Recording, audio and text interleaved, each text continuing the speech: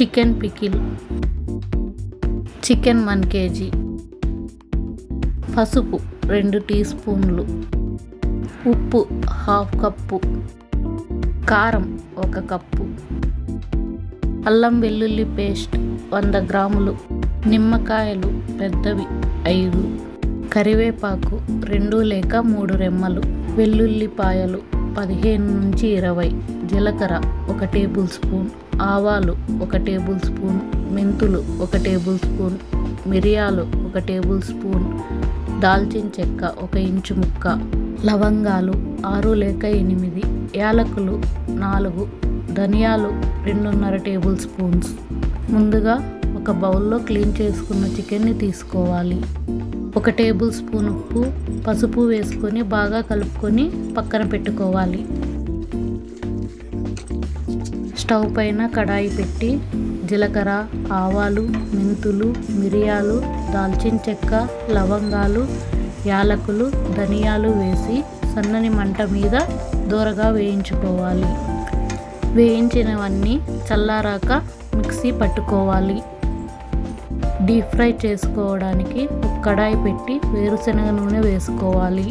నూనె వేడయ్యాక కొద్దిగా చికెన్ వేసుకొని గోల్డెన్ కలర్ వచ్చేంత వరకు మీడియం ఫ్లేమ్లోనే వేయించుకోవాలి.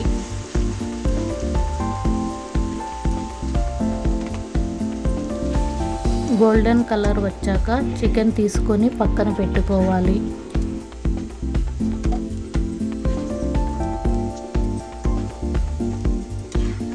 చికెన్ అంతా వేయించుకున్న తర్వాత అదే కడాయిలో అల్లం వెల్లుల్లి పేస్ట్, కరివేపాకు, వెల్లుల్లిపాయలు వేసుకొని అల్లం వెల్లుల్లి పేస్ట్ గోల్డ్ కలర్ వచ్చేంత వరకు వేయించుకోవాలి.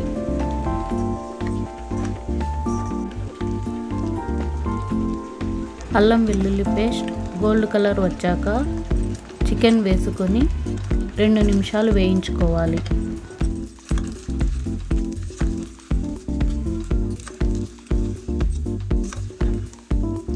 2 నిమిషాల తర్వాత ఉప్పు, పొడి చేసుకున్న మసాలా వేసుకొని మరొక నిమిషం వేయించుకొని స్టవ్ ఆఫ్ చేసుకోవాలి.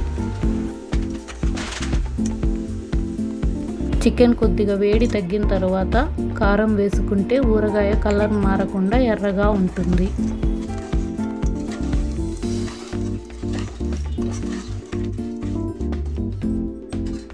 పూర్తి చల్లారిన తర్వాత నిమ్మరసం వేసి కలుపుకొని 24 గంటలు ఊరనివ్వాలి.